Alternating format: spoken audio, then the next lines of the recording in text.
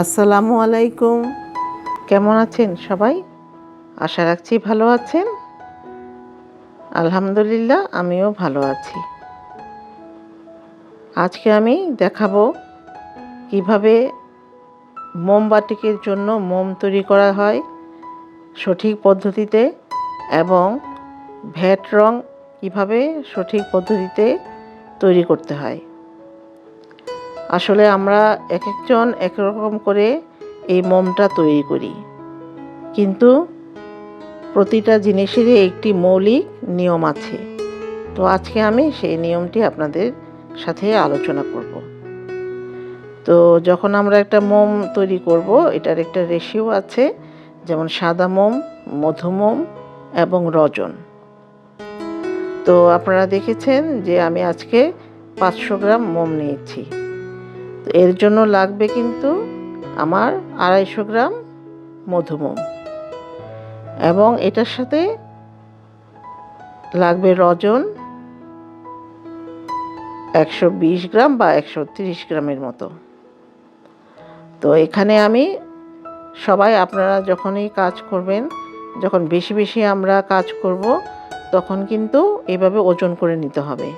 সাধারণত দোকানে বললেও ওনারা দোকানে মেপে দেয়, কিন্তু আমরা যখন বাসায় বেশি পরিমাণে কাজ করব তখন এভাবে ওজন করে নিব একটি স্কেলের মাধ্যমে। তারপর এই মধুমোম আর রজন আর মোম কীভাবে তৈরি করবেন। প্রথমে আলাদা পাত্রে মধুমোম আর রজনকে আমরা একসাথে গলিয়ে নিব, এবং আরেকটি পাত্রে শুধু সাদা মোমটি জাল দিয়ে নিব। তো এখানে কিন্তু ডাবল বার্নারেও করা যাবে, অর্থাৎ পানির উপরে একটা পাত্রে পানি নিয়ে সেটার উপরে আরেকটি পাত্র বসিয়েও তৈরি করা যাবে। তো আমার কিন্তু এই যে মোমটাও গলানো, সাদা মোমটা গলানো হয়ে গেল, আর রজন আর মধুমোম আলাদা করে নিলাম। এখন এই যে দেখছেন একটা ছাঁকনি দেখা যাচ্ছে, আসল জায়গাটা হচ্ছে এখানে। এটাই আমি আপনাদের দেখাতে চেয়েছি। তো 2-3টা উপাদান একসাথে জাল দিলেই যে মোমটা হয়ে যাবে সেটা নয়।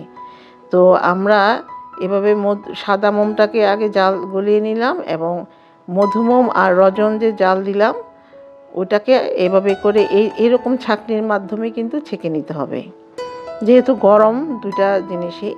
তো ছেঁকে নিলে এরকম যে এই যে দেখছি ছাঁকনিতে অনেক কিছু জমে গেল। আসলে এখন আর সে আগের মতো মধুমোমে একটা কিন্তু আঠাল মানে পদার্থ থাকে, তো এগুলি কাপড়ে লেগে থাকলে তখন কাপড় থেকে যখন আমরা মোম ওঠাবো তখন কিন্তু আর মোমটা সহজে উঠতে চায় না।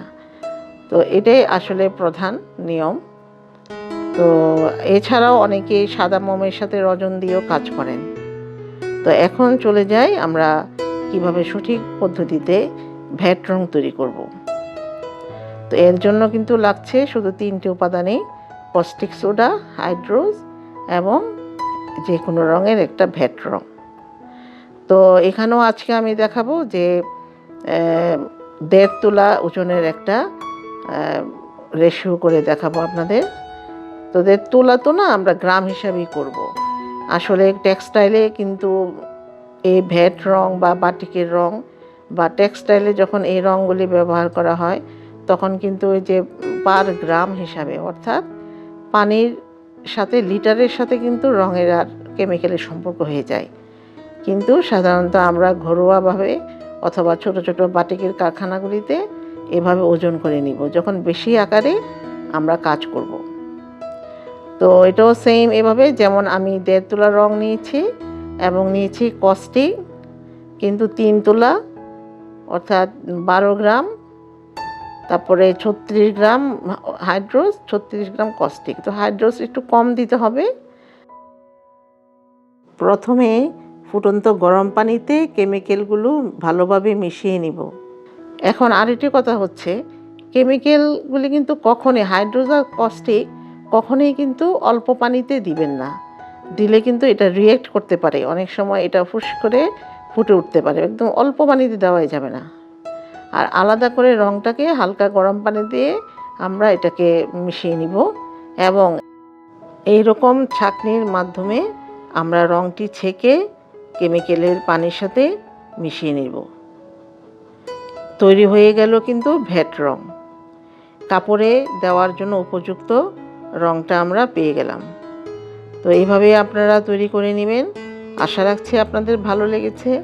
যদি আপনাদের প্রশ্ন থাকে অবশ্যই আমাকে কমেন্টে জানাবেন এবং খুবই মনোযোগের সাথে একদমই স্কিপ করবেন না, ভিডিওটি দেখে নেবেন। ধন্যবাদ সবাইকে। আসসালামু আলাইকুম।